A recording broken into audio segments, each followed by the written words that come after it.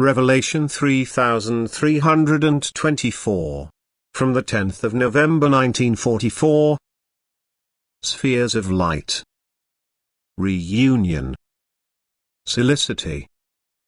Like a cloud of light, the mature soul will rise from the earthly realm into the spheres of the beyond after the death of its body, and then it will have overcome all matter. Then it will be free from every bondage. It will be again what it originally was, a free spiritual being full of light and strength.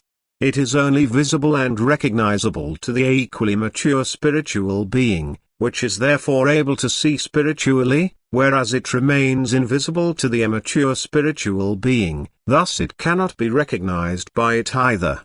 And therefore there can be no reunion between the mature and the immature spirits, thus between the souls separated from earth, which enter the beyond in different states of maturity, until the imperfect spiritual has attained a certain degree of maturity which opens the spheres of light to it.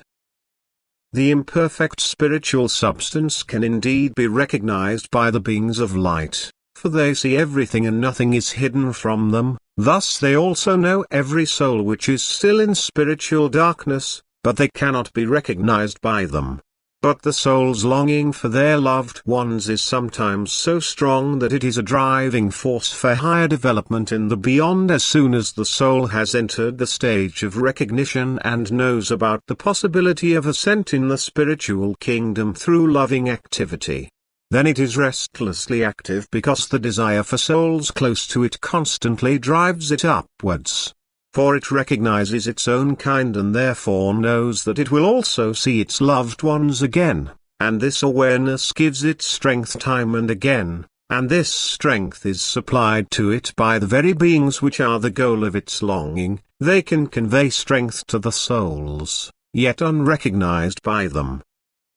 If they approach them in order to give them helpful advice, then they veil themselves because the immature souls cannot bear their abundance of light. Thus they see themselves surrounded by beings which, however, are alien to them and seem to belong to no other sphere of light than themselves. But since they assist them with advice and deeds, the imperfect souls are grateful and favorably disposed towards them, and they follow their advice. And thus the mature beings draw their loved ones towards them until they have reached a degree of maturity where they become receivers of light. Then they are also able to see spiritually. They recognize their surroundings, they recognize the beings of light of equal maturity, and their bliss constantly increases because they can unite with those, because they see their loved ones again and now in turn assist those again who languish in the darkness of the spirit. Only when the degree of maturity has been reached which allows spiritual seeing, is the soul free from every burden, for then it too stands in the light, in the knowledge of pure truth and in love. And every activity it now carries out is blissful, because only love impels it to do so, and loving activity always triggers bliss. Merging with equally mature souls which complement each other in most intimate harmony is the actual bliss, for it is most intimate love which seeks and finds union. And love is always blissful if it applies to the purely spiritual, for it is giving, not demanding.